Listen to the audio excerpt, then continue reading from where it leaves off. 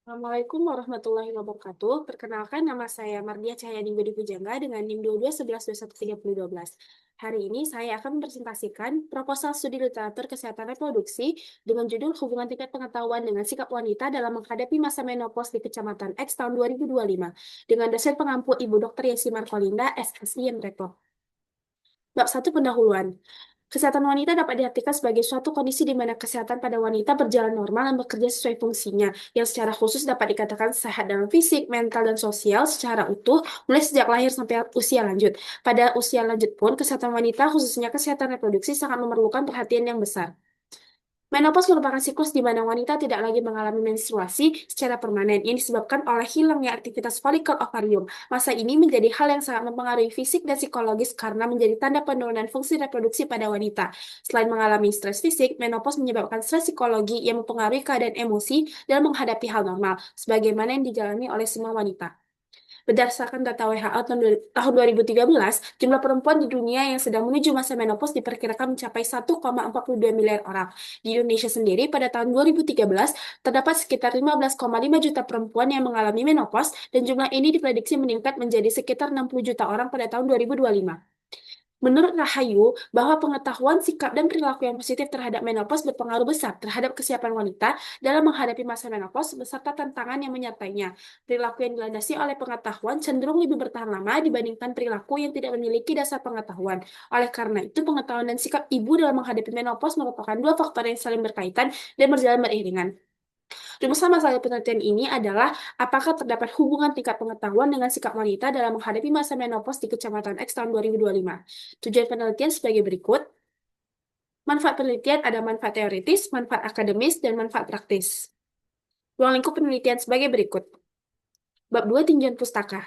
Menopause merupakan suatu kondisi berhentinya siklus menstruasi secara permanen yang menandai berakhirnya kemampuan reproduksi pada wanita akibat menurunnya fungsi folikel dalam ovarium. Seorang wanita dianggap memasuki masa menopause jika tidak mengalami menstruasi selama 12 bulan berturut-turut.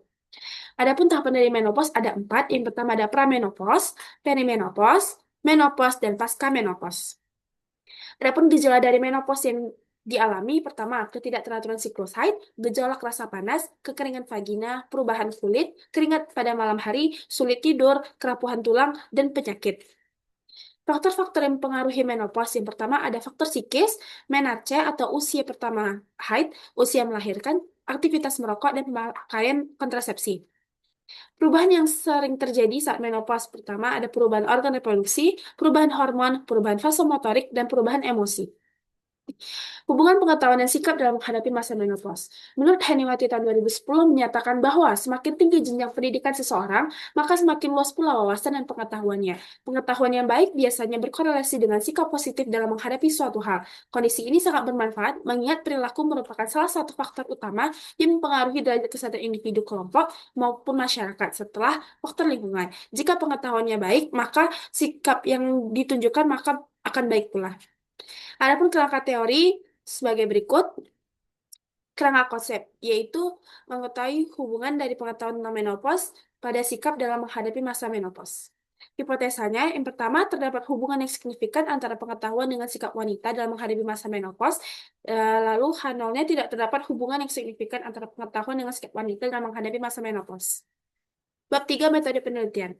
Desain penelitian ini termasuk dalam jenis penelitian kuantitatif dengan menggunakan rancangan deskriptif korelatif. Desain penelitian dilakukan dengan pendekatan cross-seksional di mana variabel independen dan dependen diamati secara bersamaan dalam satu waktu. Pendekatan ini dipilih karena pelaksanaannya relatif mudah, sederhana, efisien dari segi waktu, serta memungkinkan hasil diperoleh dengan lebih cepat. Waktu dan lokasi penelitian. Penelitian ini dilaksanakan di Kecamatan X pada bulan X tahun 2025. Populasi dan sampel penelitian. Populasi adalah keseluruhan objek penelitian atau objek yang diteliti. Dalam penelitian ini, populasi yang menjadi sumber pengambilan sampel adalah wanita di Kecamatan X dengan usia 45-55 tahun. Sampel adalah sebagian yang diambil dari keseluruhan objek yang diteliti dan dianggap mewakili populasi ini. Adapun kriteria sampel dalam penelitian umumnya terbagi menjadi dua, yaitu kriteria inklusi dan eksklusi. Teknik pengambilan sampel yang digunakan adalah simple random sampling, yaitu pengambilan sampel secara acak dari populasi yang telah ditentukan, sehingga setiap individu memiliki peluang yang sama untuk dipilih sebagai sampel. Instrumen penelitian.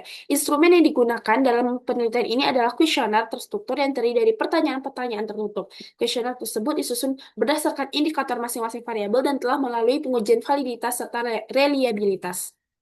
Teknik pengumpulan data. Itu ada data primer, data sekunder. Lalu teknik pengolahan data ada editing, coding, data entry, dan tabulating. Analisis data. Analisis data yang digunakan itu ada dua, analisis univariat dan analisis bivariat. Sekian dari saya. Assalamualaikum warahmatullahi wabarakatuh.